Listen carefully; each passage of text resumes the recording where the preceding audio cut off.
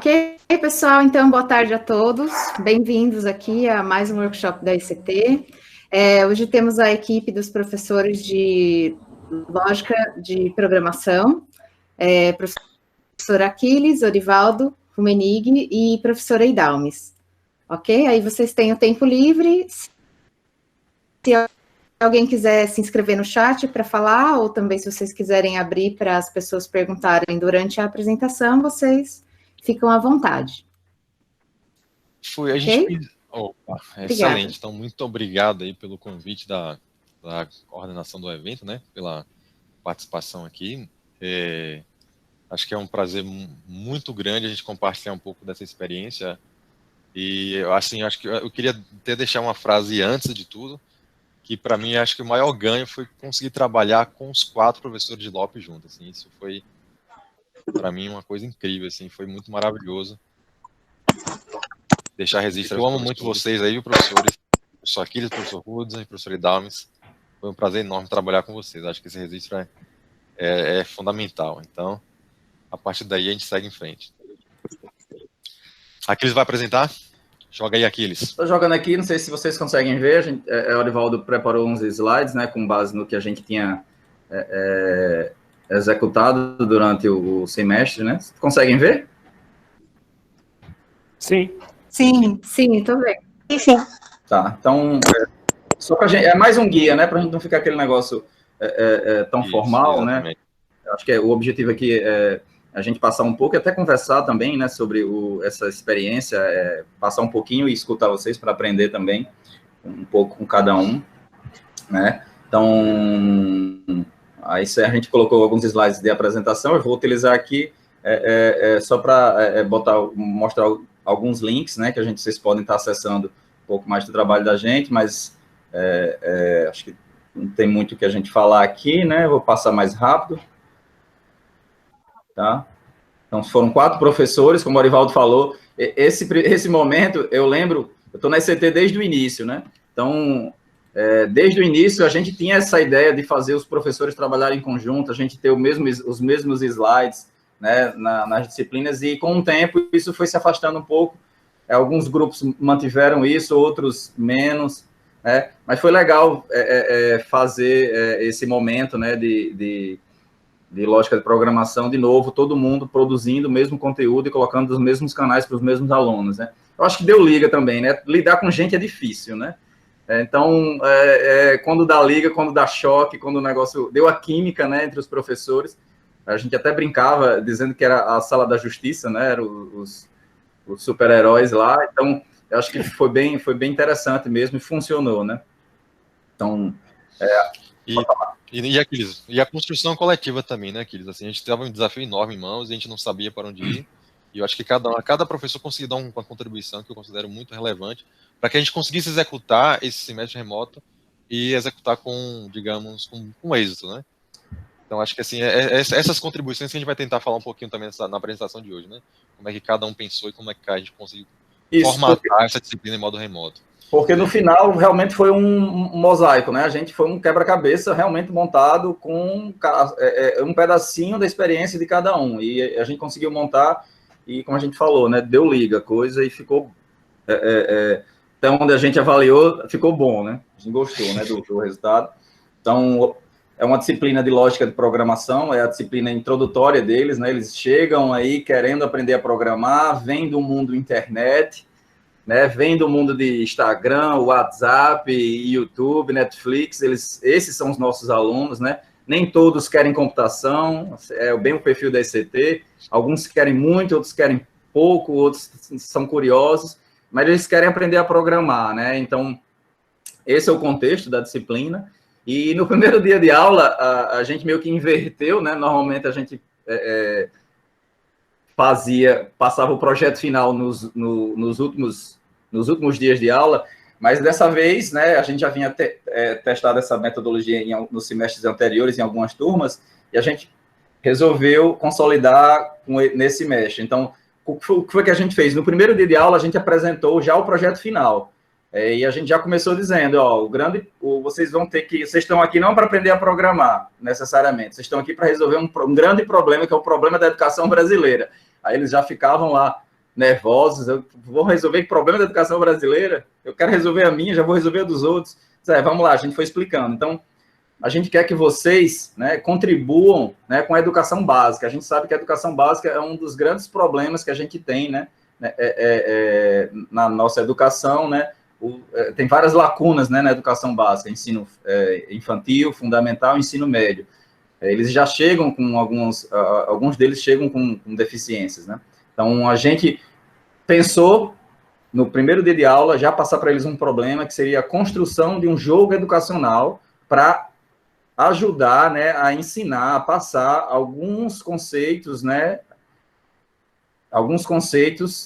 do ensino fundamental, né, baseado na BNCC, na Base Nacional Comum Curricular. Então, a BNCC de português, história, geografia, etc., ele define um conjunto de habilidades, e o que a gente disse para eles, que cada um deles teria que construir um jogo educacional, né, que fosse específico para resolver um problema pontual daquela habilidade da BNCC, né? Então, a gente tinha 200 alunos, né? Isso é interessante falar, né? Foi uma das turmas, acho que foi uma das maiores turmas desse período suplementar, da UFRN, né? A gente até queria 500, né? Mas aí a gente, não, deixa 200, ficou 200, né? Então, 200 alunos e a gente queria 200 jogos, né? São 200 alunos, 200 jogos educacionais, né?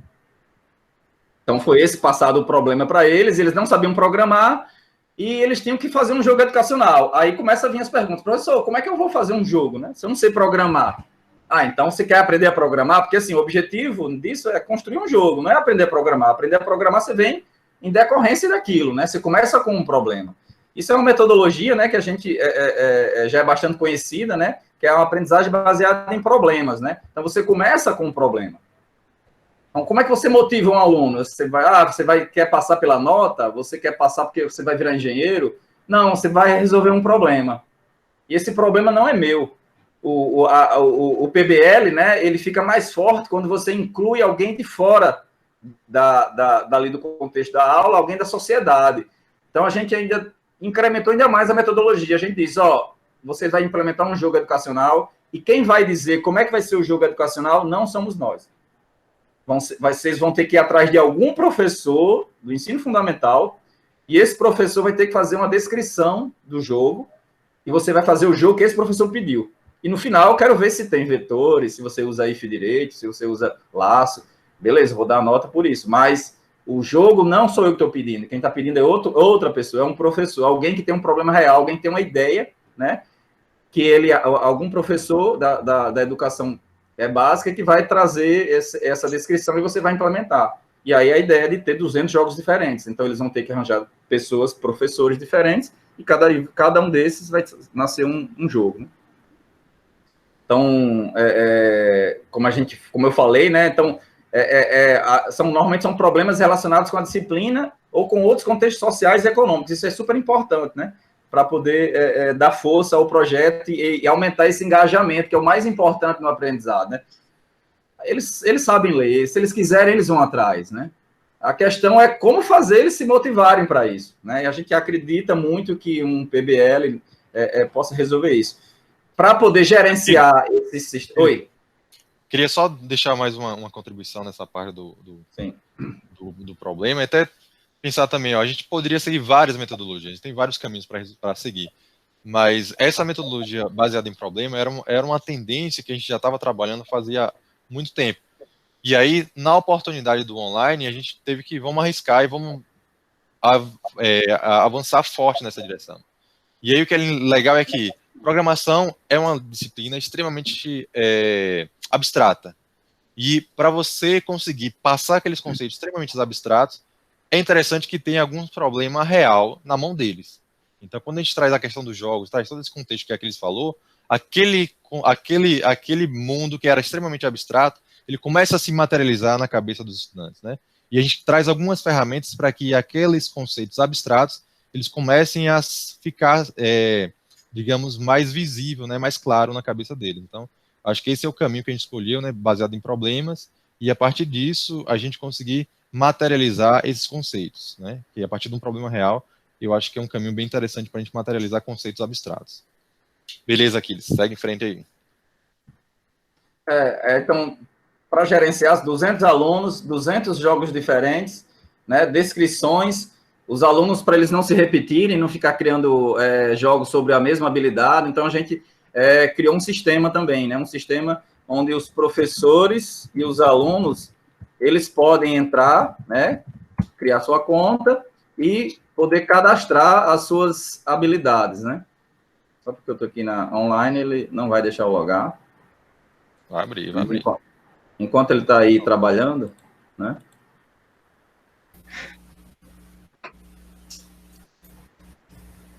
Então, enquanto ele está trabalhando, então a gente fez isso. É interessante que é um sistema que permite você criar a descrição dos jogos. E por ter uma descrição, eu já enxergo até, por exemplo, a possibilidade de, já pensando no futuro, de interações aí, de repente, com PLE, porque é uma construção textual. Como é que a gente poderia trabalhar em conjunto, né? Porque o grande problema aqui é tempo, né? Como é que a gente faz esse jogo, essa construção, essa descrição ganhar, aumentar a qualidade, né, dele no final? É tempo. E como é que a gente consegue tempo? Eu acho que se unindo, né? Então, se de repente a gente fizer um trabalho em conjunto, LOP com PLE, será que é possível a gente trabalhar, né, junto e fazer uma implementação só, né? Então, física, matemática, é possível, né? Eu acho que é bem interessante essa descrição aí. Sim, pois é. Então, aqui, por exemplo, os professores, eles vinham aqui e criam descrições, eles escolhem um ano, a gente começou a trabalhar só ensino fundamental, terceiro ano do ensino fundamental, matemática, aí tem essas listas de habilidades. As vermelhas foi porque os alunos já fizeram algum jogo, alguma descrição relacionada, né? Se eu quiser ciências, né? Aí já tem aqui outras habilidades. E os professores vinham aqui, história, marcava e criavam uma historinha descrevendo como é que era o jogo. Aí essas descrições ficam aqui, né? Viram descrições e os alunos entram e criam um projeto em cima dessas descrições, tá? Depois eles viram projetos, eles viram jogos, né? Beleza, outra ferramenta, né? Aquiles, mais um aí sobre o Colab Eduque. Assim, essa ferramenta eu considero que ela é tão poderosa que, por exemplo, o Pedro me chamou, me solicitou, conversou comigo sobre uma demanda que ele tinha para apresentar uma ferramenta, um aplicativo online, para apresentar um determinado conteúdo. E acho que usando o Colab Eduque, no futuro, a gente pode atender demandas dos professores da ICT, né? É claro que agora a gente está focando aqui digamos, num ambiente mais estruturado, que é a BNCC, mas acredito que no futuro, a gente pegando maturidade nessa metodologia, acho que é interessante também atacar até problemas um pouco mais elaborados, né, da própria ICT também, ou de outras universidades, né? Vai lá, Aquiles. Então, são jogos que o público-alvo são crianças, né? Então, os professores pediram, no final, a gente vai ter a validação, isso aí pode virar artigo, né? A gente até convida, fale para os seus professores, né, os educadores que vocês entraram em contato, pode ser licenciando de qualquer área, ou até informação, falem com eles, e depois vocês vão implementar o jogo, depois se vocês quiserem dar continuidade, vocês vão fazer a validação, e a gente vai escrever um artigo com os resultados, melhorar, fazer uma versão 2, isso fora da disciplina, né? Então, dá para fazer, então a gente até brinca, dizendo que com essa metodologia a gente trabalha ensino, a gente trabalha pesquisa, trabalha extensão, né? É uma coisa só. A gente depois pode se aprofundar um pouco mais sobre isso. Então, dando continuidade, 200 alunos, né? Como é que dá conta de 200 alunos? Corrigir código de 200 alunos, e a gente queria 500, né? Por que se aventurar com 500 alunos, né? Não corrige, né? Então, a gente estava com essa coragem toda, não era à toa não, porque a gente tem alguns sistemas que dão apoio, né, a isso, né? Um deles é o sistema LOP, né? É um sistema que o professor consegue cadastrar questões, ele é específico para programação, então ele suporta diversas linguagens, os professores conseguem criar exercícios, listas, eles fazem correção automática, a gente está adicionando sistema de antiplágio, né? Ele faz também a gente está começando a adicionar elementos também de ciência de dados aqui dentro, para poder a gente acompanhar o comportamento. O Orival depois pode falar um pouco mais do que ele está planejando, né, para a ferramenta, tá? E é interessante que todas as listas são compartilhadas entre os professores. E só esse semestre foram mais de 200, a gente vai ter estatística, né, dele no final, mas foram mais de 200 mil submissões, né, profissionais, professores de computação, não só da ECT estão utilizando, do IND também, outras instituições também, os IFs estão começando a utilizar, a UFPB também, tá? Porque ele não depende do SIGA, né, ele não está atrelado ao SIGA. Quem quiser, entra, cria conta e já pode usar, tá?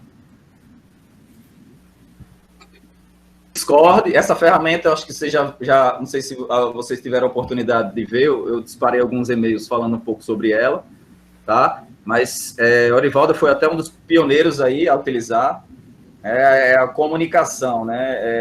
É importantíssimo a gente poder criar uma sala de aula virtual para que os alunos realmente pudessem colaborar, né?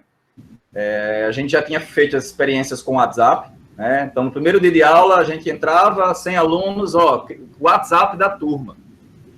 Acho que já tinha comentado também. Professor, eu só estou aqui como sendo um síndico aqui, não vou conversar com vocês, não. Vou só gerenciar aqui, pagar fogo, mas é um grupo para vocês tirarem dúvidas de vocês mesmos, né? Só para vocês conversarem, né? Para vocês conversarem, poderem tirar dúvidas e ser um ambiente aí que a gente aproxima, né? A gente até pontua isso.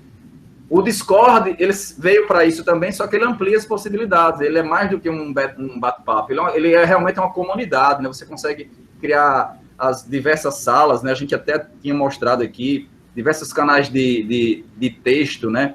A gente até colocou coisas como memes, games, coisas para eles ficarem conversando dessas coisas que eles gostam, mesmo seriado, até churrasco, né? A parte da monitoria, então canais de atendimento específicos para monitoria, onde você entra para tratar determinado problema, entendeu? Variáveis de entrada. Então, todas as coisas sobre variáveis de entrada seria aqui expressões, né? Estou com dúvida sobre expressões. Então, quando a próxima turma entrar, já tem um histórico aqui de todas as perguntas e dúvidas sobre expressões, né? E mais do que texto, ele tem canais de áudio, né? Se eu entrei aqui, essa cabecinha significa que eu estou aqui online. Qualquer aluno que me vê aqui, desses que estão online aqui, eles podem entrar e já falar comigo direto, não tem que pedir permissão, nem esperar eu aceitar. O Rumenig entrou aí para falar comigo. Diga aí, Rumenig. Opa, e aí aqui? Tudo bom? Dá até eco, né? Então ele simula um ambiente como se estivesse na minha sala, né? Como se eu estivesse ali sentado na ECT e um aluno, professor, eu já respondo, ok, oi, tudo bem, não preciso estabelecer a conexão. Se eu sentei aqui, se eu botei minha cabecinha aqui, significa que eu estou disponível para escutar. Qualquer um que chegue a qualquer momento, né? Às vezes eu chego e peço, não, venha daqui a pouco, que eu estou atendendo outra pessoa, né? E para isso a gente até tem outros canais de voz que tem até limite, né? A gente comentou um pouco sobre isso. Aqui só cabe 2 pessoas, aqui cabe 3, e os alunos começavam a utilizar isso. Então cria-se uma comunidade, né? Canais protegidos para os professores, a gente pode botar papéis, monitores voluntários, né? Aqueles monitores que conseguem trabalhar mais, né? Que realmente conversam mais, que tiram mais dúvidas. O sistema consegue monitorar através de bots, né? Tudo isso. O que mais a gente tem aqui? Aqui um exemplo, né, do Discord. GitHub. GitHub a gente utilizou também mais como apoio, né, Orivaldo? Aqui. Uhum. Se quiser, tem uma página aberta aqui. Onde? Vou mandar aqui o link para você no chat.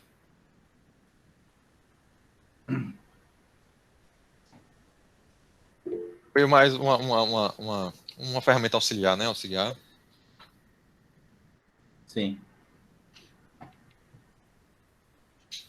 O GitHub a gente pensava, estruturava tudo aqui antes de jogar para o SIGA, entendeu? A gente colocava tudo aqui, ele funciona como uma wiki. Quem não conhece o GitHub, ele é mais utilizado por desenvolvedores. Ele resolve o problema seguinte: como é que a gente vai fazer um software com mais de 500 mil linhas de código? Como é que 200 pessoas trabalham em conjunto para desenvolver um grande sistema, né? Como é que as pessoas trabalham em conjunto para desenvolver o Windows ou o Linux, né? Então, eles precisam de um sistema que controla a versão, né? Então, um versionador de código, e a gente fez isso só para utilizar para criar conteúdo. E aí, Laquiles, uma coisa legal também do GitHub é que ele é uma página web pública, né, e colaborativa. Então, Sim. assim, é uma página web. Então, você pode colocar informações diversas aí nessa página. Uma página da web da disciplina, né? O projeto, a gente estruturou para que a gente tinha um projeto grande, né, que era o projeto fazer um jogo educacional, mas a gente queria que em cada semana a gente tivesse subprojetos. A gente não queria falar de variáveis. Pessoal, hoje a gente está com um problema pequeno, menor do que aquele lá, que é fazer uma calculadora, e evoluindo, né? Semana a semana, agora é um menu. A gente sabe fazer um menu gráfico, vai evoluindo. Aí agora a gente sabe fazer números randômicos, pontuação, tempo, armazenamento e tal, até chegar no final, no projeto final, no jogo, né? Então, essa ideia de evoluir problemas, esquecer os assuntos são decorrência do problema, mas a gente tem que conversar com eles com o problema. Pessoal, só tô triste, bicho, porque eu tô com esse problema aqui. Como é que a gente resolve, né? Aí o professor não sei não, as respostas têm que ser o conteúdo. Não é tão simples, né? Eu acho que para algumas matérias, para algumas disciplinas, eu acho que é mais simples, mas eu acho que é algo que a gente tem que procurar, né? Porque se a gente não conseguir criar esses problemas, né, a gente começa a deixar fraca a disciplina, assim, do ponto de vista motivacional para eles, né? E, Aquiles, uma coisa legal também da computação é que a gente tem aquela, quase uma lei, né? Se você tem um problema complexo, a melhor coisa que você tem é dividir em problemas menores. Então, a gente usou essa estratégia, né? Eu tenho um problema maior para resolver. Ok, a gente não vai conseguir resolver de uma vez, deu um estralo de dedo e resolveu, não. A gente vai precisar pensar esse problema, dividir em partes, ou seja, em problemas menores, e a partir daí a gente consegue resolver de forma gradativa. Então, o caminho para chegar lá no final, na solução maior, é um caminho mais suave e, digamos, mais factível, né? Um caminho factível de você conseguir avançar. Beleza? Olha lá, Aquiles. Outra ferramenta é o P5JS. Vou botar o link para vocês, não sei se vocês conhecem. A linguagem que a gente utiliza para ensinar nesse primeiro momento é JavaScript, né? Porque JavaScript é uma linguagem mais da web, mais para a gente, nosso entendimento, é uma linguagem mais próxima do universo deles, né? Então, P5JS, tem a partida do editor, você consegue trabalhar JavaScript aqui, né? A ideia não é dar aula aqui para vocês, né? Mas está aí o link, né? Isso aí já é o editor, né? A gente consegue rapidamente aqui colocar alguns códigos, né? Eu vou pegar até um aqui que a gente já controla.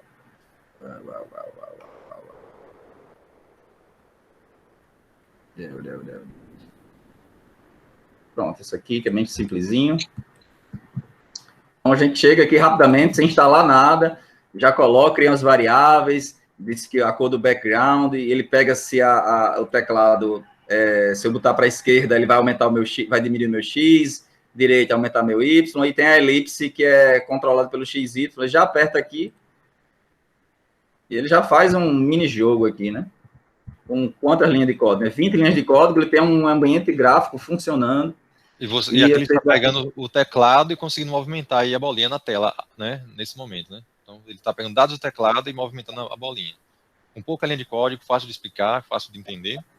E é aquela coisa de pegar, né? Você pega você visualiza aquele conceito e sente aquele conceito, né? Então, acho que assim você consegue pegar coisas abstratas, né? Informações, conceitos abstratos, e materializar esse conceito, né? Então, essa é uma das estratégias que a gente utilizou para visualizar esses conceitos, né? Para o aluno sentir esses conceitos, né? E a maioria do desenvolvimento deles foi nessa ferramenta. E eles chegavam, professor, não está dando certo, não sei o que e tal. Eu disse, me manda seu código. Como é, professor? Salve, share, manda o link para mim, né? E vocês já podem abrir também aí. Esse código que eu fiz está aí para vocês, ó, no chat. Vocês já abrem, já podem brincar aí. Então, eles ficavam dessa maneira, né? Trabalhando isso. Tá? Então, já pode botar aqui a escala de cinza, né? Aqui as cores do background, etc. Então, só ir brincando e a gente vou botar para a bolinha ficar mais rápida, botar mais 15.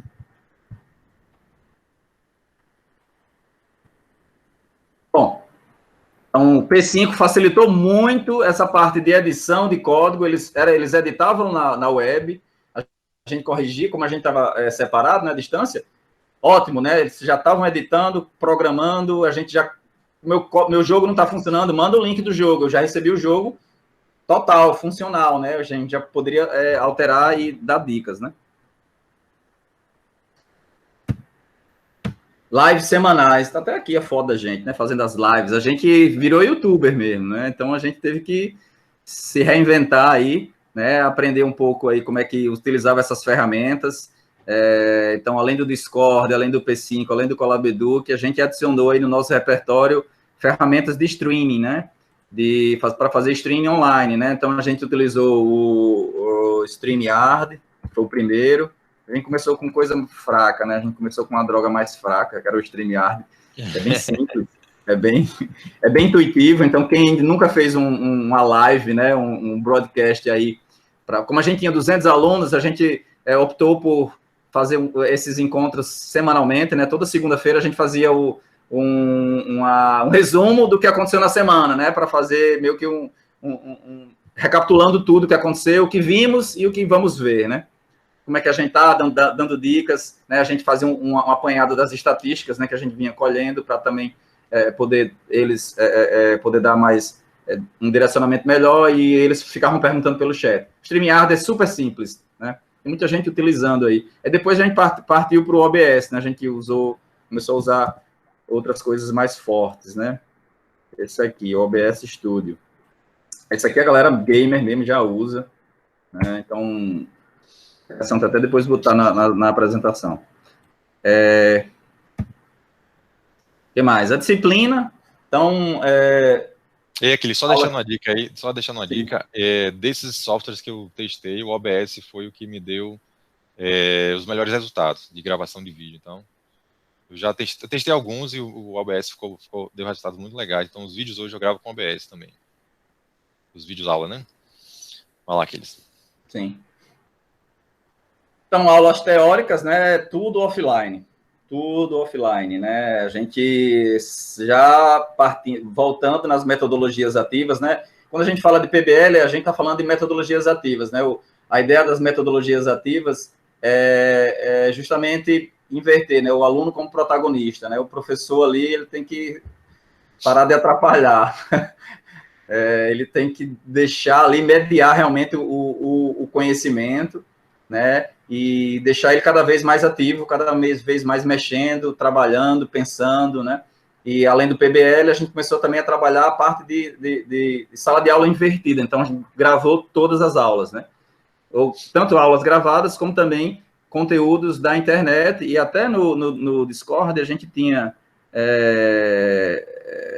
uma sala para indicação de cursos. Tiraram? Apagaram? Cadê? Cursos, ferramentas, cursos online. Então, os próprios alunos começaram a sugerir cursos, né? Aqui eles estavam só vendo os lives dele. Bom. Então, aulas teóricas gravadas, né? No SIGA, no GitHub, tinha todos esses caminhos que eles poderiam encontrar o mesmo conteúdo, né? Aulas práticas, a gente sempre estava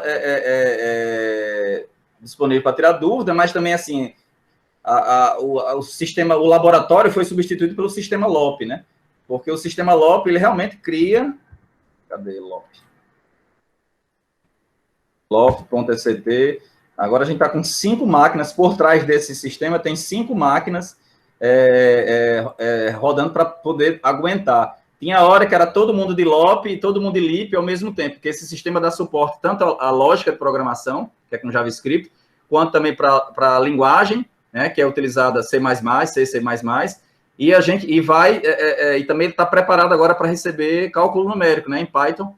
Então, a gente já está expandindo. Então, hoje são mais de 5 máquinas dando suporte a isso aqui, né, a esse sistema. Então, aqui os alunos entravam, tinham as listas de exercícios, o sistema faz a correção automática, já manda para a gente, entra, está aqui os cálculos, submeto, ele já disse errou, não errou, e diz qual é a saída certa, qual seria, indica os erros. A gente vai evoluir para que, se ele errar muito, esse aluno errou muito, determinado, se ele errou 5 vezes, exiba um vídeo do YouTube que a gente já gravou explicando.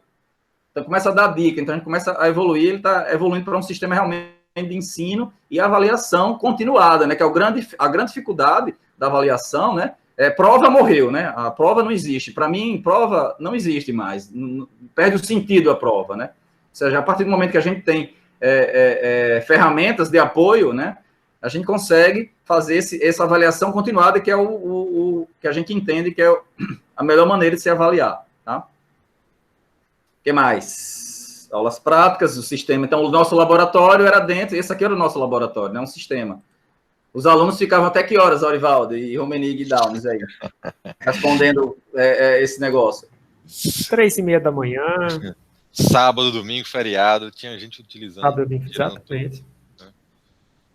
Você falando da prova, eu tô lembrando do dia que a gente marcou que ia ter uma prova, né? A gente fez na primeira unidade uma prova, e a gente disse que a prova ia ser cadastrada no sistema, e ela ia ficar 48 horas no ar. Ela ia ficar um tempo lá para eles poderem fazer, porque a gente não sabe qual é a condição necessária de cada um. Então, durante 48 horas, eles podiam entrar e fazer a prova.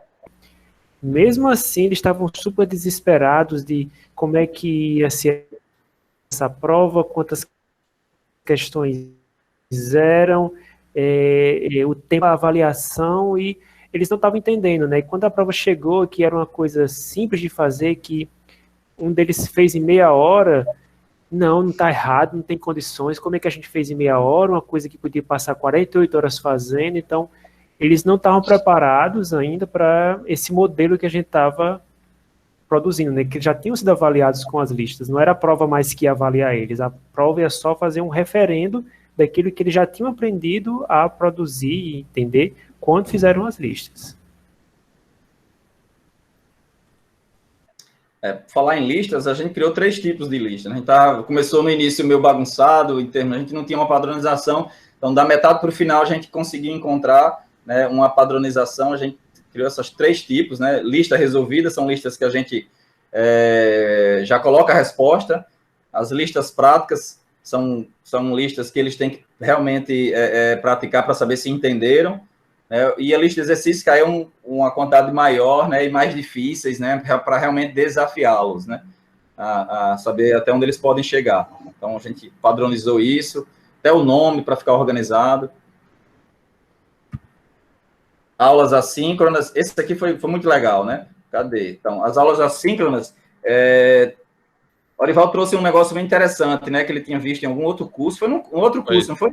Foi o pessoal, acho que foi até Jossana que mandou também, eu acho que o pessoal da Moonshot, né, com algumas formas de criar aulas assíncronas, né. Então, a gente usou essa estratégia de usar um formulário, né. Abre aí, Aquiles, acho que esse link aí tá aí, dá para ver esse link aí. Abre ele. Assim, acho que das estratégias, né, de levar o conteúdo para o aluno, eu acho que essa foi a estratégia mais interessante.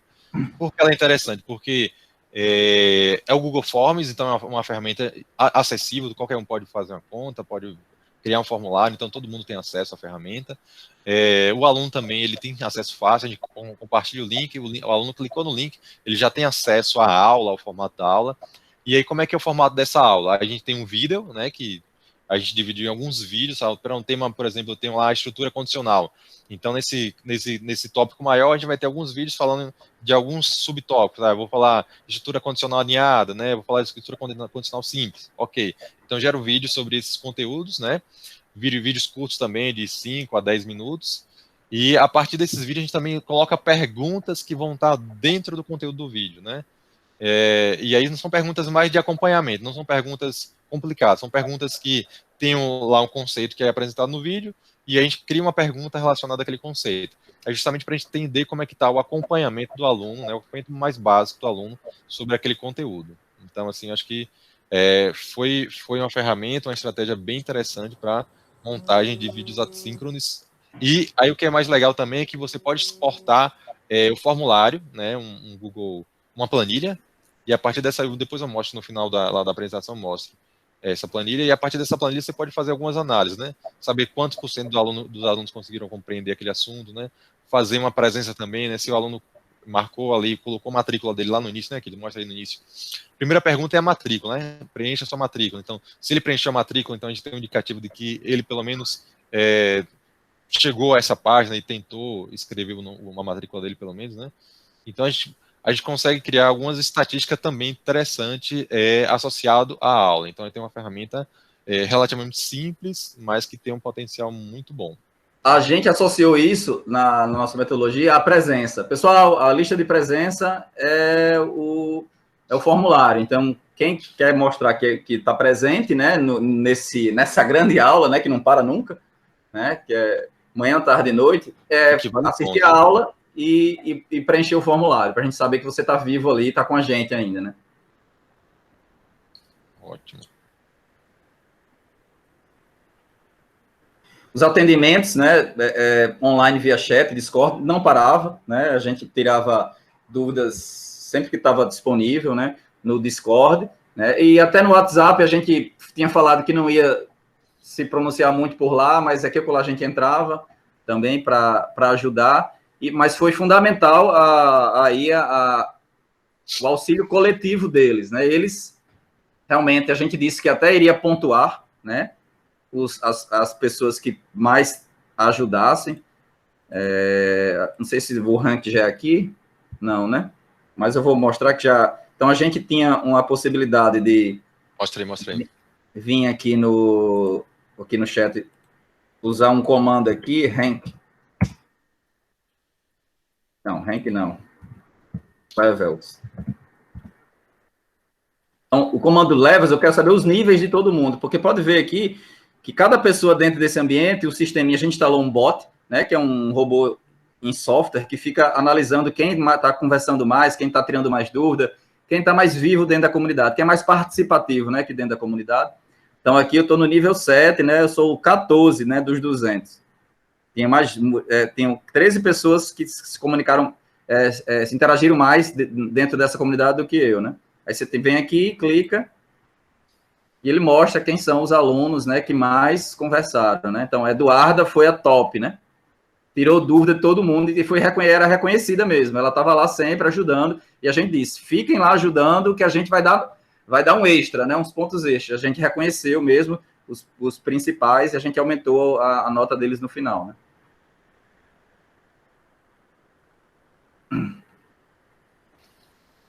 Os monitores ajudaram bastante, né? Foi muito bom, né? Mas, assim, eu acredito que essa metodologia de você deixar os alunos, transformar eles em monitores voluntários, acredita e escala, né? Então, você conseguiria aumentar até o número de alunos, né? As avaliações, vai falar? Só complementando também. Então, assim, quando a gente criou esse ambiente, né, assim, eu acho que uma coisa que me surpreendeu bastante depois desse ambiente montado é o engajamento de todos, né? Então, a gente conseguiu ampliar fortemente o engajamento dos professores, né? A gente conseguiu trabalhar de forma mais junta, mais unida, né? Até mais ágil. Os monitores também contribuíram demais, assim. Tinha monitor que eu pedia, homem, vá descansar, dá uma pausa aí, pelo amor de Deus. A gente chamava ele de bot, porque ele estava 100% lá na aula. Acho que o tempo todo ele estava lá no Discord, né? E surgiu os monitores voluntários também, dando força, né? Então, a gente conseguiu criar meio que uma sinergia para que aquele conhecimento, aqueles conceitos, eles fossem amadurecidos gradativamente dentro desse ambiente, né? Então, tinha uma dúvida, o aluno postava, o outro respondia.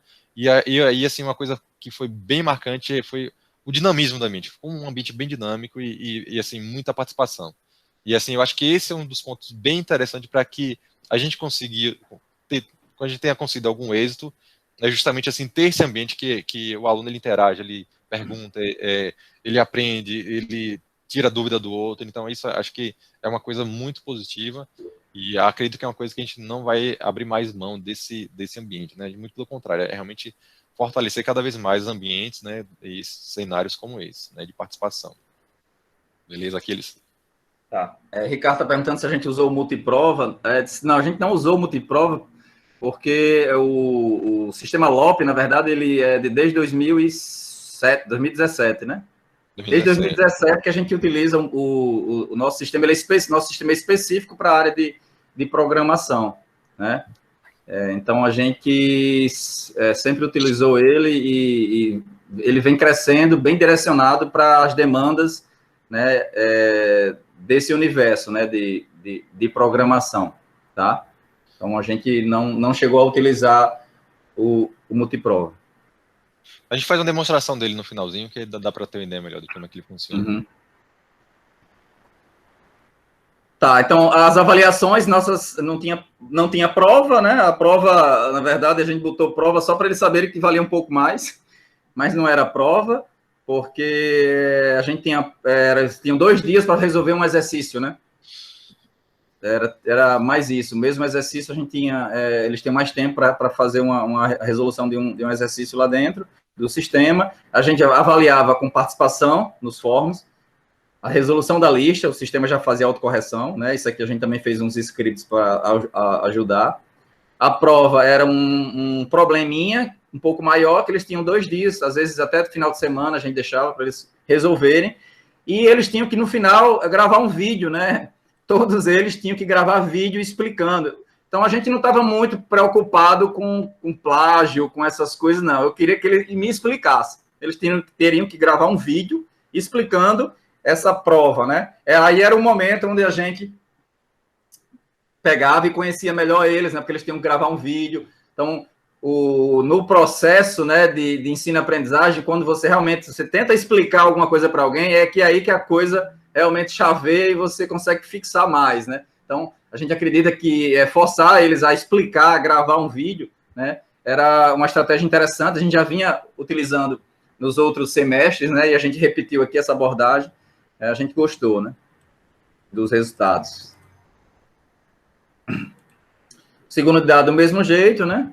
E a terceira, a gente colocou, aí seria um vídeo maior, né, com um projeto final, né, explicando tudo isso. E, Cris, na segunda também, a gente acabou fazendo um ajuste que eu acho que ficou bem legal também, que foi já incentivar que os alunos começassem o trabalho mais cedo, quanto mais cedo, o mais cedo possível, né? Então, a prova da segunda unidade a gente acabou adaptando para ser a primeira entrega, né? A primeira entrega da primeira parte do projeto. Então, acho que isso foi muito positivo, né? E os alunos, eles começaram a amadurecer um pouco mais cedo também a forma de como pegar aqueles conceitos que estavam sendo apresentados e aplicar em um problema mais prático, né? Eu acho que um aprendizado é que a gente tem a gente apresenta o projeto final logo no primeiro dia. No segundo dia a gente já pode começar a desenvolver esse projeto final, né? Então, quanto antes a gente consegue fazer isso, o mais rápido possível a gente consegue, talvez seja ainda melhor, né? Então, análise de alguns dados, né, e dos recursos, né, do acesso dos recursos, né, a gente tinha 200 alunos, e no CIGA acessaram 192, foi isso? Uhum. Formulário 197, você pode falar, Orivaldo? Você que pegou esses dados, não foi isso? Posso, acho que foi o professor Dalmas também, Hudson, mas eu falo um pouquinho deles.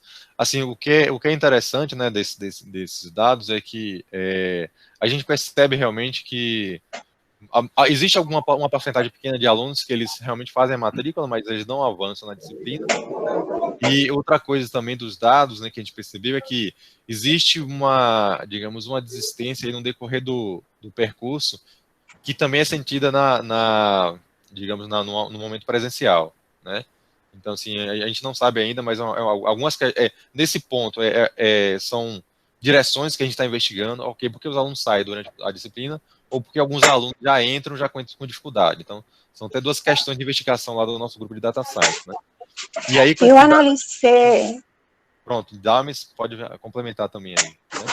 Eu peguei alguns dados também, esses dados aí, porque a gente viu como, assim, desses 200 alunos, teve 60 alunos, em média, né, que eles tiveram essa dificuldade de acesso aos recursos. Aí deu para perceber, entrando em contato com eles, até eles tentaram, fizeram o possível, mas não conseguiram chegar no final.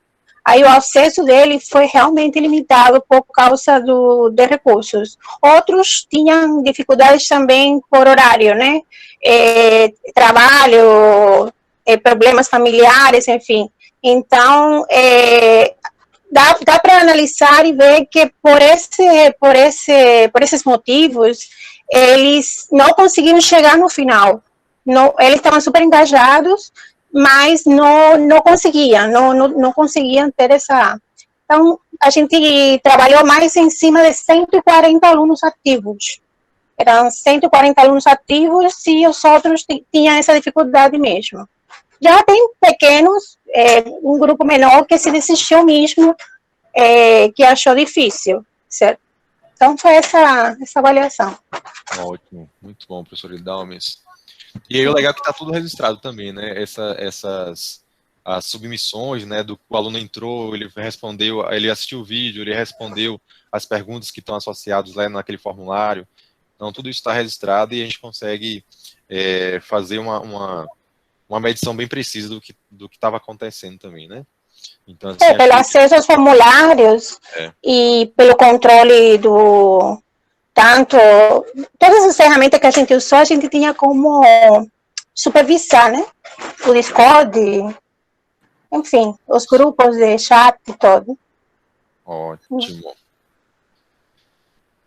Aqui são algumas telas, né, que a gente, do sistema LOP, como o Orivaldo reforçou aí, né, a gente tem bastante informação, né, sobre que horas eles acessam, quantas vezes submetem, quantas vezes erraram, né, se eles mandaram tudo no mesmo dia, se o código está parecido, não está parecido, se estão colando, não estão colando. Então, a gente tem várias informações que a gente pode extrair muita coisa interessante, né, disso. Então, o Discord, como a gente falou, a gente usou um bot, né, para ver as interações, tem aquelas salas de aula de todo tipo, ele permite também eu compartilhar a tela, né, depois outros professores me mandaram um e-mail no privado perguntando se dá para fazer conferência, dá para ter privacidade, dá para fazer muita coisa no Discord, né. É muito interessante você pensar não mais como sala de aula, né, a sala de aula é um conceito, eu acho, cada vez mais ficando para trás, a gente está pensando aqui em uma comunidade que estuda para aprender determinada coisa e resolver problemas, né? Então, a gente transforma na comunidade. Hoje, essa comunidade, né, que está girando em torno desse problema de desenvolver um jogo educacional, está só dentro do universo de lógica de programação. Mas, como eu falei, essa comunidade, ela pode crescer. Se essa comunidade crescer e, de repente, pegar uma outra disciplina, esses alunos vão ter mais tempo para trabalhar naquilo, né, na construção de um texto mais bem elaborado, né, até a linguagem textual, tanto dentro do jogo quanto na descrição do game, né, como também o jogo evoluir nisso. Imagina duas disciplinas, imagina a matemática entrando para realmente pensar e aplicar esses conceitos ali dentro, a gente já expandindo um pouco mais para o ensino médio, já chegando mais próximo ali, né, da ECT. A gente, ou seja, assim, a gente, com uma turma, a gente conseguiu fazer 100 jogos educacionais que estão públicos na internet para qualquer professor, né, do ensino fundamental utilizar. Então, isso é forte, né? E com possibilidade desses jogos virarem artigos, né, dos nossos alunos com esses professores. Então, eu acho que é muito forte isso e eu acho que tem tudo para que a gente consiga ainda expandir ainda mais. Eu acho que é só a gente está arranhando aí essa superfície, aí tem um negócio muito maior por trás. Monitoria, a gente já comentou também, tudo pelo Discord, o WhatsApp também funcionou bastante, a gente queria que tudo fosse mais pelo Discord, porque dá para a gente, digamos assim, ter um controle maior em termos de dados, né, de informações, porque a gente tem os bots, o WhatsApp não tem esses bots, mas a gente liberou porque o objetivo era que a informação chegasse, né, algumas pessoas, eu acho que se sentiam mais à vontade ainda no WhatsApp, né, mas eu acho que é questão de tempo, né. Seção de resultados. Isso aqui é o sistema LOP, com os dados do sistema LOP, né? Então, 800, mais quase 900 usuários, quase 500 questões, né? Já com as respostas lá, 78 listas de exercício. O professor que entra aqui já pega tudo isso, né? Já pré-cadastrado, validado. Só esse semestre passado foram 223 mil submissões de código, então, alunos tentando, errando, conseguindo, né? Então, em média, 260 submissões por aluno, né? Então, foi interessante. Deixa eu ocultar aqui. E a gente tem suma, vai sumir não? 8.4, né? A média aí, né, da nossa turma. Foi isso, Oriva? Isso, professor Dalmes, acho que foi por causa do devido ao engajamento, né? Como a gente conseguiu engajar, né, daqueles alunos que realmente participaram, a gente teve uma participação bem consistente, bem forte, né? E Dalmes colocou os melhores jogos aqui, né? Tem uns jogos bem legais mesmo aqui. Deixa eu ver se eu... Chefe, né? A rota do chefe. Desloguei.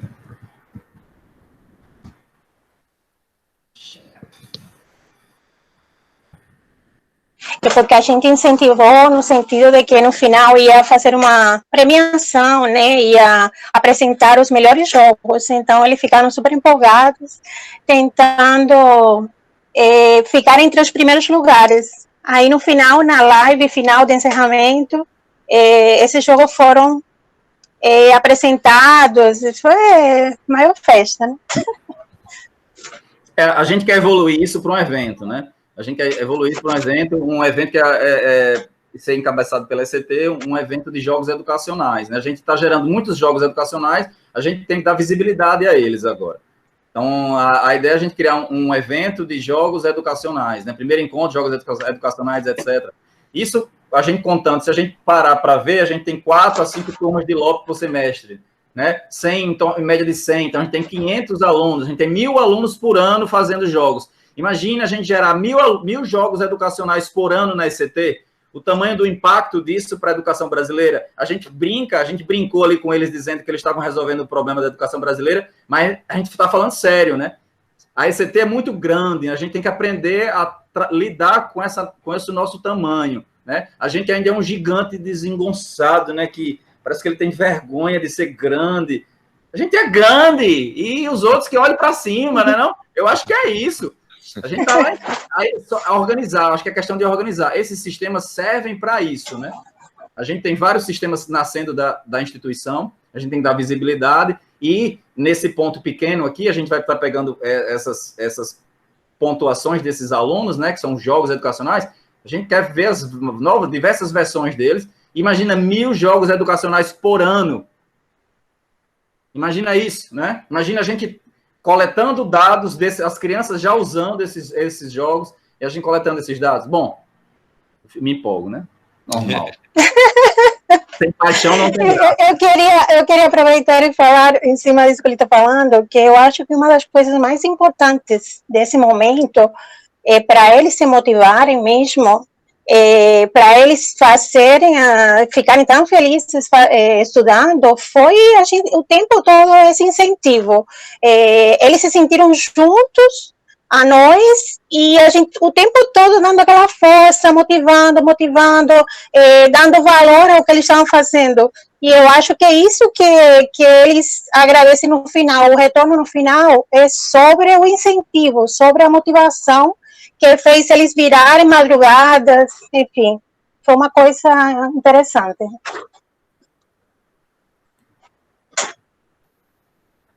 Estou jogando aqui, enquanto vocês estão falando aqui, eu estou jogando aqui. Bom, alguns jogos prontos para ser utilizado, né? Ok, o que mais? Alguns depoimentos, vai, Downs. Eu vou chorar. Vai, Downs. Não, a gente juntou alguns depoimentos, no final foram muitos depoimentos que chegaram via o grupo de WhatsApp, Discord, chegaram através das lives. Quando a gente fazia as lives, chegavam muitas mensagens.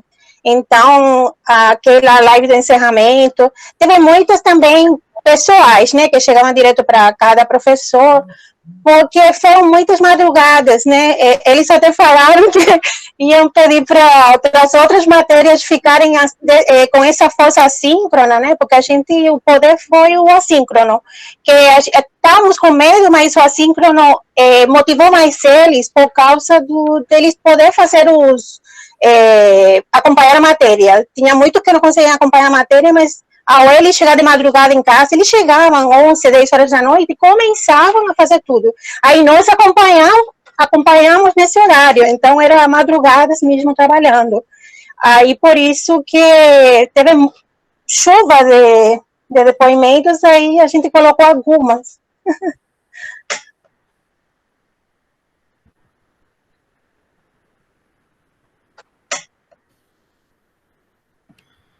Pega anterior. Anterior tem essa. Foi a melhor disciplina que paguei. Olha isso. Didática, metodologia, humanidade, respeitosas, diferentes aptidões, muito bom. E para complementar, uma aplicação da lógica de programação a uma atividade prática que responde a uma demanda que é a educação básica. Acredito que este modelo deveria ser incorporado às aulas presenciais. Entusiasmo para ver os dados e fechou com chave de ouro, muito satisfeitos. Então, assim, em relação à motivação, que ficaram muito motivados, que isso ajudou eles cada dia voltar. Era muito difícil, assim, eles acharam muito difícil, mas que eles tentavam até conseguir. Então, isso foi muito interessante. E isso nos motivou a nós também a trabalhar com força. Passando algumas experiências.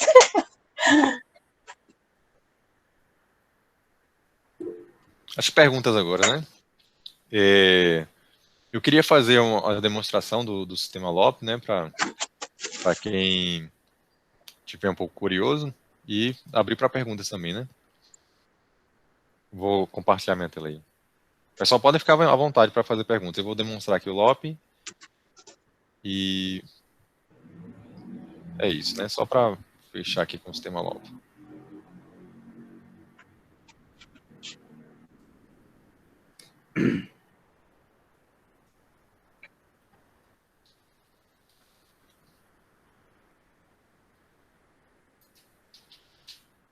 Estão conseguindo ver aí?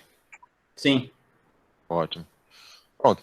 Essa aqui foi a sequência de exercícios que a gente organizou para a disciplina inteira, né? Então, isso é legal porque a gente pode reaproveitar nas próximas turmas, compartilhar entre os professores. E, de alguma forma, a gente fechou aqui um formato bem interessante, né? Como a Cris falou lá naquela lista prática, lista resolvida, lista realmente de exercício livre para os alunos praticarem, né? A prática era como se fosse a ideia de laboratório, então a gente selecionava um conjunto de questões para o laboratório, e a resolvida, a gente criava aulas também sobre como resolver os exercícios, né? Porque, assim, não é só apresentar aquele conteúdo, mas é interessante também dar alguns caminhos, dar algumas direções. Então, a gente escolhia questões que ajudavam nesse sentido também, né? Então, se eu acessar aqui, ó, essa lista geral, aqui eu consigo ver as questões dessa lista, né? Aqui estou na visualização como professor, mas essa visualização também é semelhante à do aluno. Aqui é a visualização do usuário, né? Então, posso acessar, ver as questões que estão aqui na lista, né? Posso acessar uma questão, né? Aí eu tenho um enunciado aqui da lista, eu tenho aqui alguns exemplos quais são as entradas. Então, o que é legal é que, na forma tradicional de programar, eu vou escrever o meu código e vou inserir algumas informações, alguns dados de entrada para aquele código, ele processa aquela informação, o programa processa aquela informação e dá uma resposta. No sistema LOP, quem testa, né, quem faz essa entrada é o próprio computador. Então, é como se eu tivesse alguém o tempo todo disponível para testar os meus códigos, né? Então, isso é bem legal. Então, o aluno ele tem liberdade para fazer os programas fora, onde quiser, mas quando ele vinha para cá, ele tem alguém para ajudar a testar, né? E aqui eu posso escrever o código, né? Só vou botar um código aqui de teste. Só para testar mesmo, né? Então, eu escrevi meu código, eu gerei um teste, né? E aqui dos testes, o sistema diz, fizemos 3 testes, e desses 3 testes, eu errei, né? A entrada que foi usada no teste foi essa daqui, essa é a sequência de números. A resposta que meu programa deu foi um oi, mas só que a resposta que era para ser calculada era uma outra sequência de números, né? E aí eu consigo ver, estudar, analisar direitinho quais foram os testes que deram sucesso, os testes que erraram, né? Então, isso aqui é interessante porque existe o ponto de partida, né, para programar é fazer exercício. Então, a gente acaba deixando para que o computador faça essa tarefa mais repetitiva, né, de você testar e analisar o código básico. E aí, quando o aluno ele manda o código para cá e ele vai ficar com dúvida, né, ele pode até acertar, mas ficou com dúvida, vem para a monitoria ou então vem para nós professores. Então, a gente acaba concentrando a energia, né, em coisas mais criativas, né? A gente na verdade investe mais energia com uma ferramenta dessa em ações mais criativas, né, aquele apoio. Então, eu acho que essa sinergia que a gente conseguiu construir na disciplina foi justamente porque a gente usou ferramentas que evitavam que a gente fizesse aquele esforço repetitivo, né? Evitava que a gente ficasse o tempo todo fazendo uma análise de código que era extremamente simplória, mas que ia gastar muito tempo, né? Então, assim, evitando que a gente parasse e gastasse muita energia na entrada do aluno. Então, aqui o aluno ele já entra, ele consegue avançar um pouco mais, e quando ele tem um pouco mais de dificuldade, a gente consegue dar uma atenção mais qualificada. Então, acho que é nesse sentido, né? A gente criar ferramentas para que a atenção do professor ela seja mais qualificada. E aí, outra coisa interessante também, vou abrir aqui um aluno aleatório. Ó, sorte, não me deixa mentir. Esse aluno aqui, ele conseguiu enviar todas as listas de exercícios, então eu consigo fazer um acompanhamento, né, personalizado aqui por aluno. A gente está tentando criar relatórios automáticos para que esse acompanhamento ele tenha uma visão global também, para que eu não precise acessar diretamente. Mas eu posso vir aqui, ó, quero escolher outro aluno aqui, né, qualquer, e aí vou clicar, e aí consigo ver também. Esse aqui, ele foi até quase 100% bem, né, mas no finalzinho, né, na última lista, ele não preencheu tudo. Então, esse acompanhamento, acho que é uma coisa bem importante e uma coisa que ajudou muito, né. Já esse aluno aqui, ele já desistiu no início, então a gente tem toda essa informação já guardada, armazenada, e a ideia é que a gente consiga avançar aí nessas análises também, né. Tem uma proposta de dashboard, mas aí são cenas aí dos próximos capítulos. Beleza? E interessante, né, que esse sistema funcionava bem para celular. Então, teve alunos que, mesmo não tendo computador, eles conseguiram finalizar. Claro, não foi com a máxima nota, né, porque tinha atividades que realmente com o computador era melhor, mas conseguiram chegar no final de uma maneira interessante, boa. Eles ficaram felizes porque, fazendo os exercícios, eles finalizaram o curso. Então, teve vários que explicaram isso, que o sistema ajudou nesse sentido. Excelente. Acho que outra coisa, só para complementar, a gente tem aqui todos os formulários, né? A gente fez vários formulários com os vídeos, tem os dados lá em planilhas, né?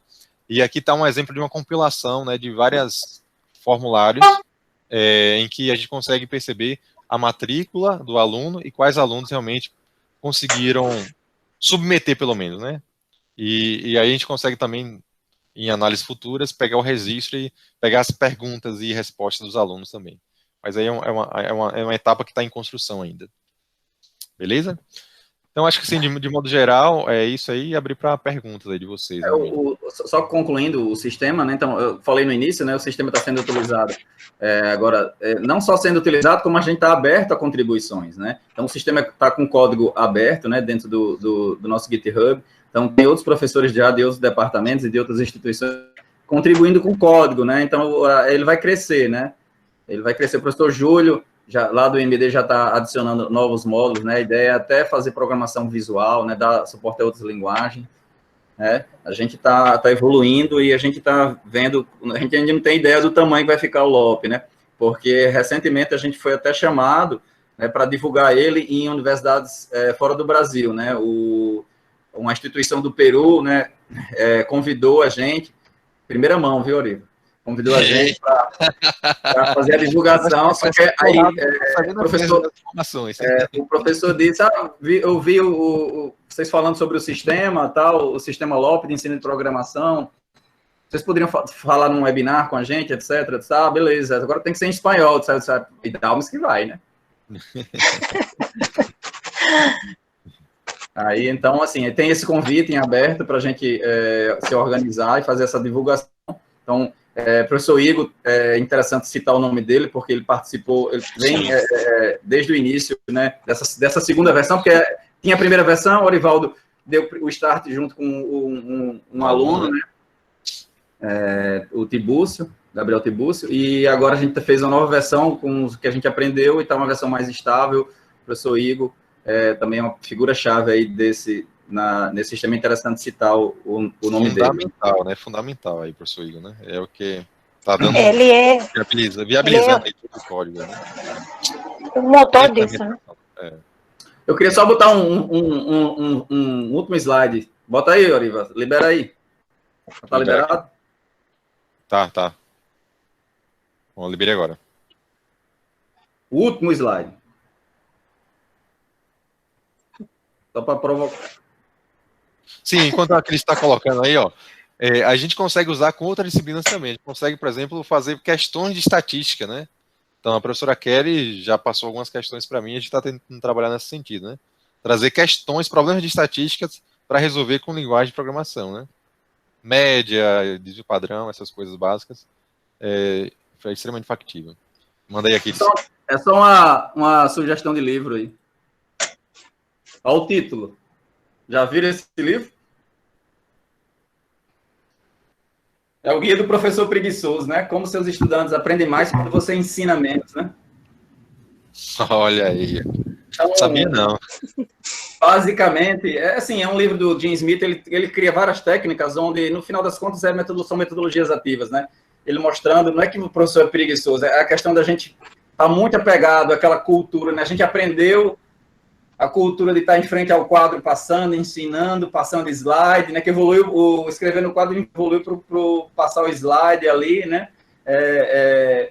E se a gente parar para gravar esse conteúdo e deixar disponível no momento que a gente está online com eles, a gente poder tirar dúvidas, pensar outras práticas, né? Eu acho que a gente consegue fazer com que os alunos aprendam mais, né? Então, é essa busca, né? O ensinar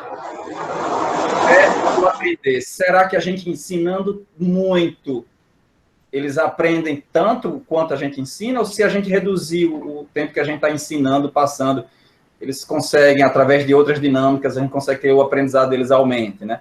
Então, acho que isso foi uma experiência que a gente conseguiu tirar várias lições, né? E a gente, pelo menos eu, né, e o pouco que a gente conversou com o grupo, a gente não vai mudar muito, não, nossa metodologia, né? Foi muito bom esse momento da pandemia para isso, né? Para a gente poder, a universidade meio que liberou, aí, façam do jeito que você quiser aí agora, aí pode do jeito que quiser, 200 alunos. Pode ser vídeo gravado, tudo gravado, vídeo, deixa gravado. Só entra para tirar dúvida. Entra para resolver problema, para discutir essas coisas, né? Então, acho que foi isso. Obrigado, pessoal. Obrigado. Perguntas? Obrigada a vocês, professores, parabéns aí pelo esforço de toda a equipe, né? Acho que uma característica desse semestre suplementar é exatamente isso, né? A gente ter conseguido trabalhar em equipe.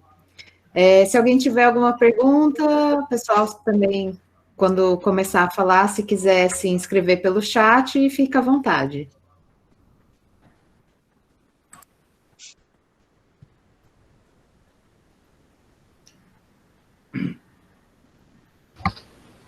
Boa tarde, pessoal. Boa tarde, Darlan. Vocês explicaram tudo e não deixaram sem perguntas. Foi tudo perfeito. Darlan participou de uma das lives aí. Tava eu fiquei aí realmente sem entender. Será que ficou clara a mensagem ou realmente... Ficou tudo claro, Orivaldo. Ficou completamente né, intangível, né? Orivaldo, uma dúvida que ficou foi a seguinte. A sua planilha que une a presença de todos eles, teve que fazer algo por fora ou é o próprio Google Forms que une todas as planilhas separadas?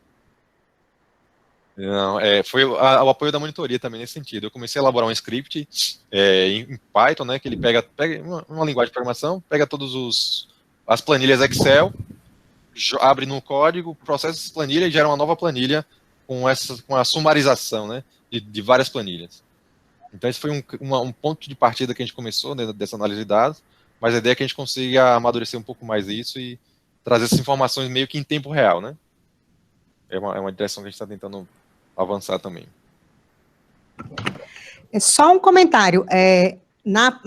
Usando as próprias planilhas do Google, a gente consegue fazer isso também, né? Assim, tem uma planilha mestre, digamos assim, que você pode jogar todos os dados de qualquer planilha que você queira. Aí sim, se você altera qualquer uma das planilhas, já altera nesse mestre, né? Nessa planilha central, digamos assim, instantaneamente, né? Só uma observação. Ótimo. A gente colocou aqui a organização do nosso diretor. Dá para ver aí, né, o que eu estou compartilhando? Dá. alguns dos forms que a gente fez, cada aula daquela, né, tinha um form específico, né? Teve um interessante que a gente criou, que era, cadê, blá, blá, blá, blá, blá, blá, blá, blá, blá, blá, blá. Sensação de aprendizado. A gente criou uns slides, uns formulários para saber qual é a sua sensação de aprendizado, né? O que você acha? Você acha que você aprendeu, está aprendendo? A gente fez o 1, o 2 e o 3, né? E eles colocavam lá, e isso aqui já era automático, tá? Pelas planilhas, a gente viu que, qual a sua sensação de que você aprendeu determinado assunto? Aí eles, voluntariamente, eu acho que eu aprendi, não aprendi, né? Quantos aprenderam, não aprenderam, né? 98 respostas, né? E para cada assunto a gente tinha aí, vetores está com mais problema, né? Começa a ficar com problema. Introdução P5 está bem, né? Então a gente... Vetores é o mais complicado também, né? Toda semana a gente fazia essa sensação de aprendizado. Como é que vocês estão aprendendo? Vocês acham que vocês estão aprendendo? Para mim, eu acho isso muito importante, entendeu? O cara, se ele achou que tá seguro, ele tá gostando, eu aprendi. Não aprendi, a gente ia com isso ajustando, né? E modelando o curso, né? Conteúdo produzido, né? Esse tipo de formulário, a gente... Alguns durante a live a gente passava, né? Então a gente estava no YouTube apresentando, mandava o link, pessoal, a lista de presença é essa, vão respondendo aí, e eles já iam respondendo, e é automático, né? É ao vivo, né? Já vai montando ali quem está respondendo, e a gente já sabia, já tirava a dúvida na hora, e já direcionava, né? Muitos formulários aqui. A ideia da gente depois disso aqui, pegar todos esses dados, gerar um artigo dessa experiência. Eu até estava pedindo para a Kaline, será que a nossa turma foi a maior ou uma das maiores da UFRN, do processo especial? Alguma outra turma teve 200 alunos? Eu acho que EA teve 180, Jussana, não me lembro. Alguém mais teve 200? Química... Eu sou marqueteiro, eu quero usar o marketing. A maior turma da UFRN. Se puder, a gente usa, senão a gente tira, né? Eu digo daqui a pouco qual foi a maior, só 2 minutinhos. A gente já bota, já faz um vídeo do YouTube com aquelas imagens. O que aconteceu? A maior turma da UFRN. Assim, a gente tem que aprender essas novas linguagens, né, de divulgação, de marketing, etc., porque a gente quer que o nosso departamento, né, nossas pesquisas cheguem, né? Antigamente, a divulgação científica era só aquele artigo lá, etc. Cada vez mais, os grandes laboratórios de pesquisa, etc., eles usam o vídeo, né? A gente tem alguns alunos que estão no MIT, etc., e eles são claros disso. Todo mundo que entra aqui, além de saber fazer a parte técnica, tem que saber editar e fazer vídeo, porque tem que estar sempre, quem não é visto não é lembrado. Então, os nomes dos laboratórios, né, e dos grupos tem que estar sempre em evidência. E a maneira hoje que a gente tem, né, de maneira mais gratuita, fazer isso. Se a gente tiver um mínimo de coordenação em termos de divulgação desse material, a gente tem 4.000 alunos. Quantos alunos? Só precisava compartilhar de cada aluno para cada coisa importante da ECT, que a gente não precisa de mais ninguém, né? Então, já ia dar um alcance, né, para todo mundo, né? Geral do que a gente está fazendo. Eu acredito muito nesse movimento aí não sei qual vai ser a hashtag, Juntos ECT, Acorda o Gigante, não sei, alguma coisa assim, para quando a gente botar o hashtag, os alunos já levantar as orelhas e compartilhar, vai chegar para o mundo, né?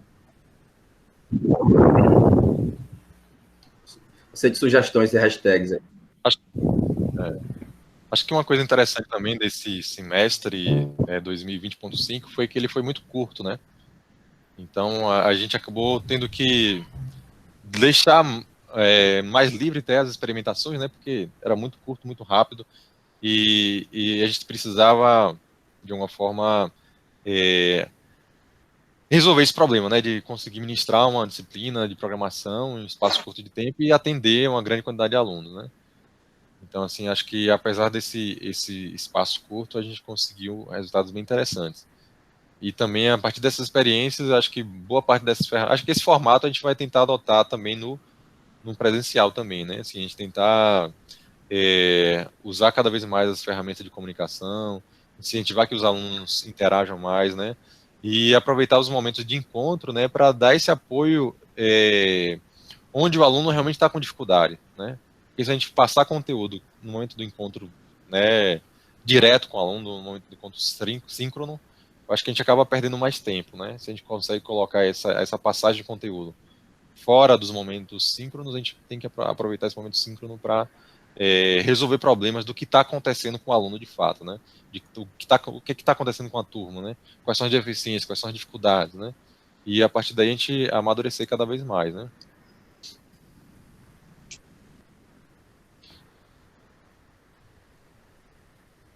Perguntas, pessoal, comentário, eu acho que, sinceramente, eu fico preocupado quando ninguém pergunta. Eu acho que Douglas queria falar. Rapaz, acho que ninguém entendeu nada do que eu fico pensando, acho que ninguém entendeu nada do que eu falei. Acho que foi uma viagem tão grande aqui que eu acho que o pessoal... Não, mas é porque, assim, é uma realidade muito diferente, né? Assim, da gente, por exemplo, da química, assim, é sensacional. Na química tem uma área que chama quimiometria, que se usa programação, e o pessoal faz os algoritmos, tudo, mas, assim, ainda assim, é muito abstrato, sabe? Pra gente, assim, é realmente uma coisa impressionante. Acho que Elton quer falar. Pode falar, Elton. Alô? Eu estava falando para variar. Bom, mas boa tarde. Eu gostei bastante da abordagem de vocês usaram bastante ferramentas que permitiam que os alunos interagissem quando fosse melhor para eles, né, tal.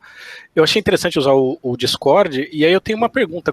Como que foi a adesão dos alunos no Discord? Assim, o pessoal já tinha conta, o pessoal criou conta, teve resistência a criar conta, teve uma fração muito grande dos alunos que não participou de lá, como é que foi?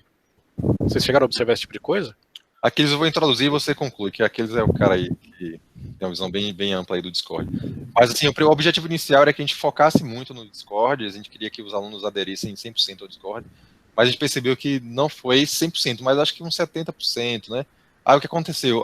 O WhatsApp é uma ferramenta muito comum do dia a dia deles, então os alunos usaram muito o WhatsApp também. Então acho que o Discord e o WhatsApp foram as ferramentas de interação rápida com o aluno, né? E aí dentro do próprio WhatsApp os alunos se ajudavam, então isso era legal. A gente via por dia 500 mensagens. Chegava 500 mensagens, pelo amor de Deus, eu não vou ler isso tudo não. Aquiles, toma conta desse menino aí, Aquiles, pelo amor de Deus. Lá no WhatsApp, né? E no Discord também muita mensagem eram trocadas. Eu acho que a diferença foi essa, né? O WhatsApp, ele fazia a comunicação entre eles. Eles tiravam as dúvidas entre eles.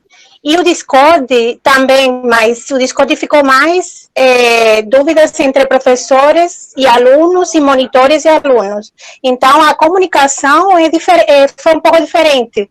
O WhatsApp precisa, eu até fiquei impressionada com o WhatsApp, como eu não achava assim que era interessante como uma metodologia, mas eles conseguem ficar tão à vontade que entre eles a solidariedade foi além.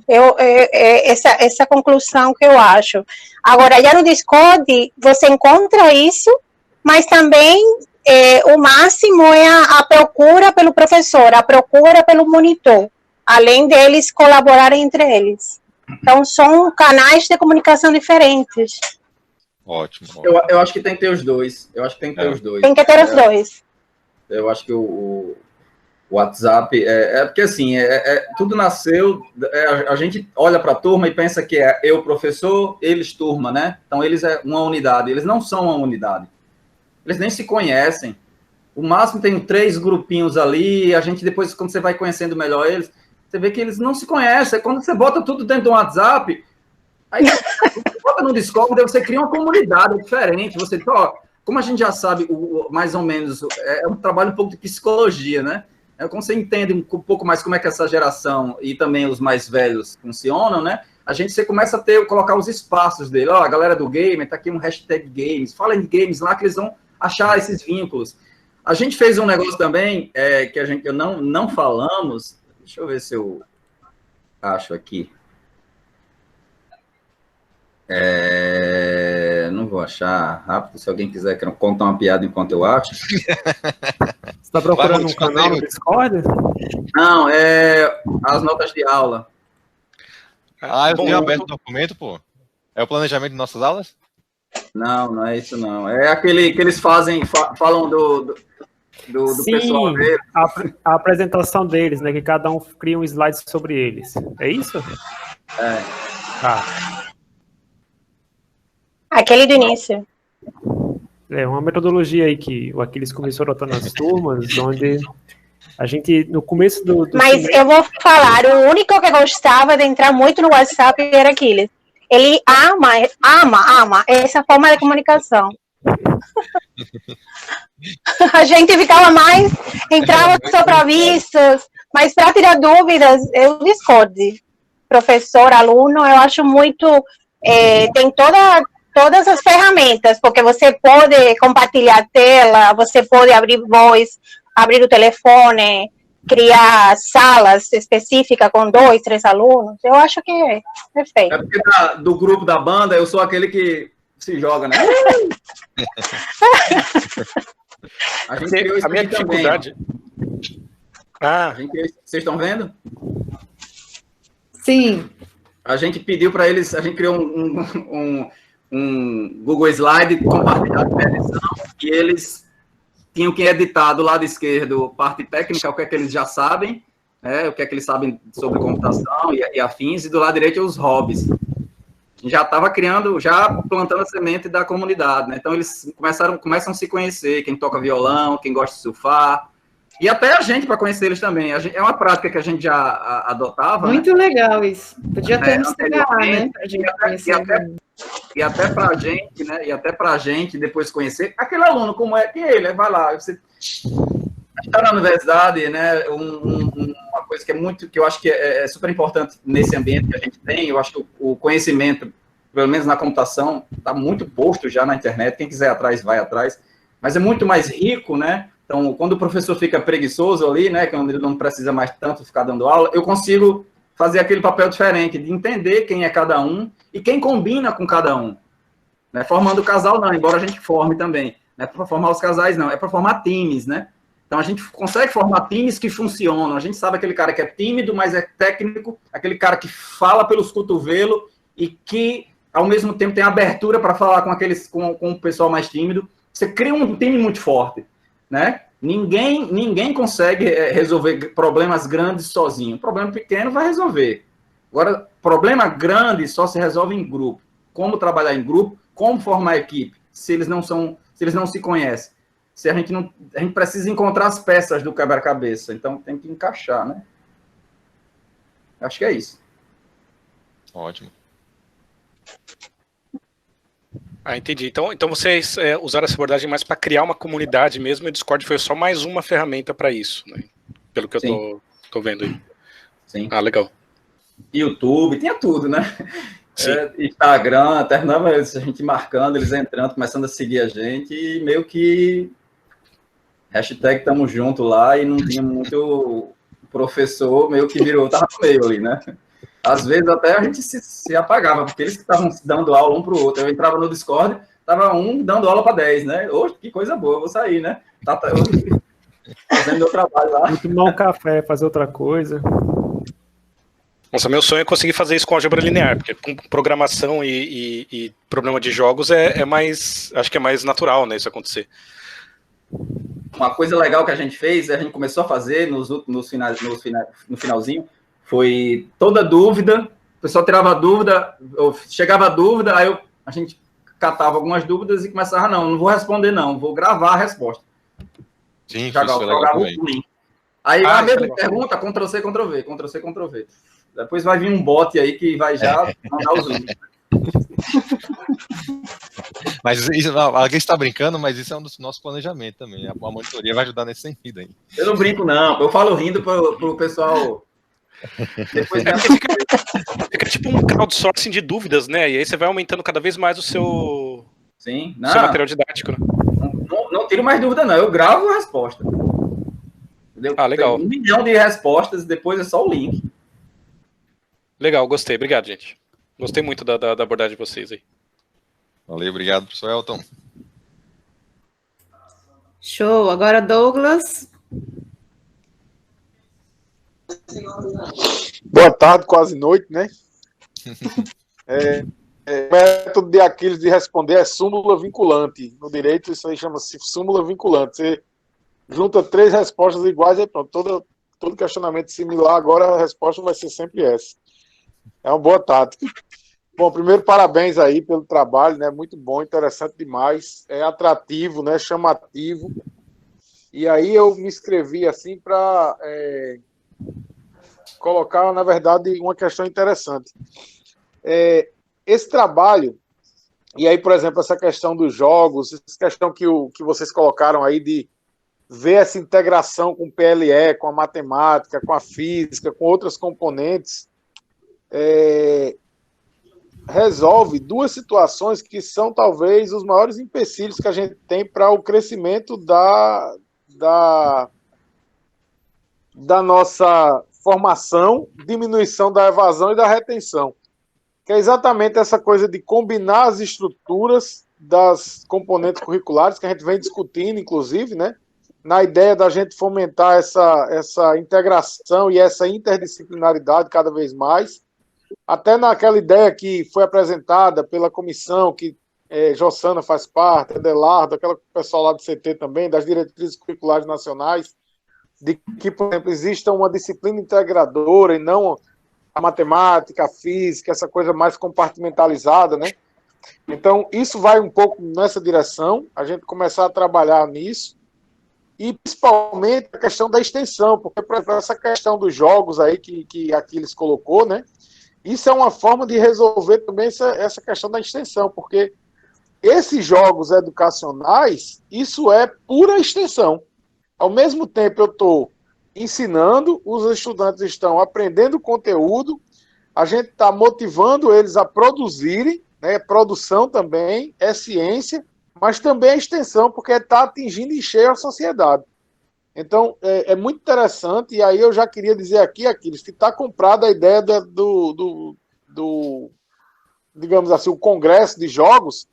Eu acho que a gente poderia aproveitar esse semestre que está iniciando agora, para a gente já fomentar em todas as turmas, não de LIP, LOP, CN, mas os outros professores tentarem ver também fluidos, em sólidos, em cálculo 1, cálculo 2, como é que a gente começa a trabalhar integrado com as outras disciplinas, de forma a gerar jogos educacionais nos mais diversos níveis. Em que fluidos pode ter influência, por exemplo, num jogo educacional lá no ensino básico, né? Que tem muita coisa que dá para ser trabalhada, e aí, combinado com o LIP, com o LOP, vocês podem pensar juntamente com a gente. E aí a gente produzir muito material para que a gente tenha um número muito grande de jogos, não só para chegar ao ensino básico, mas para a gente ter um primeiro evento realmente de peso, assim, de porte.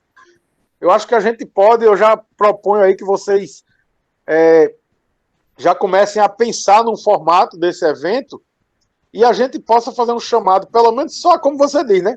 Se só a ECT produzir material, a gente já tem material, muito material, para ter um evento grande mesmo. Então, acho que a gente já podia pensar num período, pensar num formato, já começar a produzir e aí divulgar. O Brasil que se vire para alcançar a gente, porque a gente já vai estar lá na frente.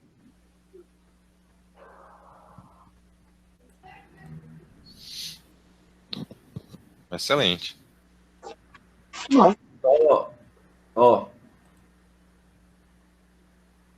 Ou aquele, só para complementar aqui a fala do professor Douglas, eu acho que assim, um caminho que eu visualizo, que eu acho que vai ser factível agora ou no futuro médio ou a longo prazo, é uma coisa que está convergindo de forma muito forte, a gente vai usar a programação como uma linguagem muito comum. A gente usa português, a gente usa matemática, a gente usa português no nosso dia para escrever nossos textos, e eu acho que a gente vai escrever e resolver probleminhas naturalmente usando programação, em estatística, em cálculo. Então, assim, eu acho que a linguagem em si, ela a linguagem de programação em si, ela é uma ferramenta que ela está cada vez mais em expansão na sociedade, né? Então, acho que A gente pode, por exemplo, com Kelly, a professora Kelly de Estatística, eu já comecei pensando com ela, questões que ela utilizou, exatamente o mesmo enunciado. Peguei o enunciado que a professora Kelly usou lá em Estatística, o mesmo enunciado eu coloquei aqui na plataforma LOP, e a gente resolveu a questão sem mudar nada na plataforma LOP. Então, a questão que foi desenvolvida lá em Estatística, eu transferi para a plataforma LOP, e aquela questão era resolvida de forma bem natural. Então, se o aluno já tinha visto LOP em programação, ele conseguiria tranquilamente trabalhar com aquele conceito estatístico, usando a linguagem, né, visualizando até aquele conceito, né, que eu acho que essa ideia que a programação e algumas ferramentas que a gente utilizou facilita muito, né. Então, conceitos abstratos, eu acredito que ele tem que ser visualizado. O aluno ele tem que pegar aquele conceito de alguma forma, nem que seja só visualizar fisicamente, ou pegar, sentir com a robótica, por exemplo. Então, assim, conceitos abstratos, eles têm que ser visualizados. Eu estava mostrando aqui só os números, né? Então, com duas turmas, né, a gente já chegou a 195 habilidades da BNCC contempladas, né? Então, projeto de 160 games, tudo indica que próximo semestre a gente já vai ser o maior repositório de jogos da UFRN. Semestre que vem, a gente começou agora, e a gente ainda não fez Então, é muita força, entendeu? É questão de direcionamento, e a gente ainda não se articulou. Se a gente se articular... Não existe 500, 1000 desenvolvedores de jogos no Brasil, entendeu? Só na ECT, se a gente quiser, né? E se a gente aumentar, se a gente colocar os outros professores na jogada de matemática, estatística, o que for, né? PLE, meu amigo, então... Aí vira um serviço também, né? É mais do que extensão, é mais do que... você pode pensar em empreendedorismo também. A partir desse ambiente, você pode pensar até várias startups, né? Tem a Impacta, né, o programa de mestrado aí, que eu e o professor Orivaldo, a gente está orientando alunos que têm, de repente, a possibilidade de criar uma startup dentro desse universo, né, que está sendo criado. Então, tem muita coisa para explorar. A gente tem que entender bem quais são as possibilidades e quais são os melhores modelos, né? Mas, assim, o evento já está escrito, né? A gente vamos executar, a gente tem que só estar definindo a data, né? Direitinho, porque os jogos a gente já tem, né?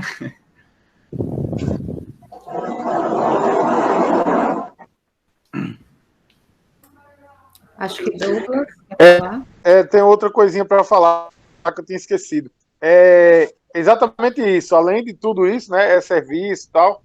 Uma outra coisa que eu esqueci de comentar, exatamente isso. Semana que vem a gente deve estar fazendo uma reunião, o pessoal da Eject e da Impacta, a gente deve estar fazendo um edital, parceria agora, ECT, Eject, Impacta, para tentar fomentar a produção, né, empreendedorismo, etc. E essa é uma área que eu comentei com eles, nessa área de produção nacional, a gente tem boa capacidade, então, assim, deve ter mais uma aí de até alguns desses jogos que já foram produzidos serem incubados nesse edital, né? É só ficar atento aí, porque já vai ser uma oportunidade. Uma outra coisa que você perguntou, e quando a gente precisa de cigarro, ele trava, né? Exatamente quando a gente precisa. Mas eu lembro que as maiores turmas do PLSF foram da ECT, e as maiores turmas eram exatamente as turmas da área de informática, eletricidade aplicada, ciência e tecnologia de materiais, química e fluidos. Se eu não me engano, química teve 200, foi 180, e teve a turma de vocês com 200. Então, assim, as 3 maiores turmas ficaram ali no número de 200. Então, com certeza, a turma de vocês foi uma das maiores, se não foi a maior.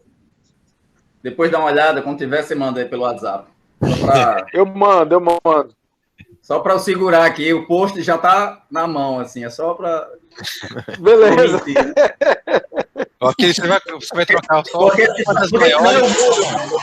A maior turma de programação da UFRN, né? Pronto.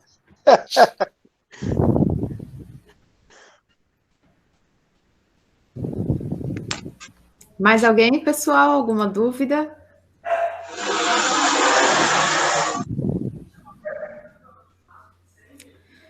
Bom, então eu queria agradecer a toda a equipe aí de LOP. Se vocês quiserem fazer as últimas considerações, depois a gente vai divulgar esse vídeo, ok? Aí a gente avisa vocês. Só lembrando que semana que vem ainda vamos ter professor Bessa com as novidades da multiprova, né? Que foi até assunto do boletim. Ok? Então, semana que vem a gente se encontra aqui de novo. Obrigado. Não, só queria agradecer, né? Obrigado a todos pelo tempo, né? Eu acredito muito em uma ECT forte, em uma ECT que enxergue o seu tamanho, né? E que valorize isso e que a gente consigamos juntos, né? Brilhar, né? Do jeito que a gente merece. Acho que é isso. Acho que também agradecer, né, ao convite, né? Agradecer a plateia aí por ter ficado aqui até esse horário, até assistido, né?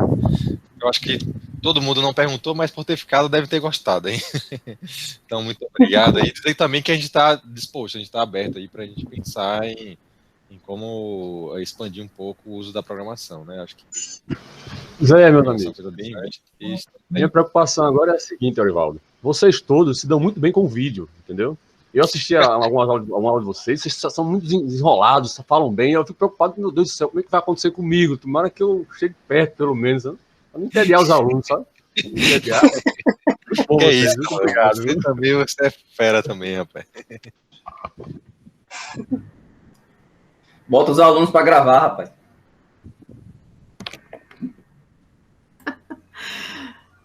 Legal, gente.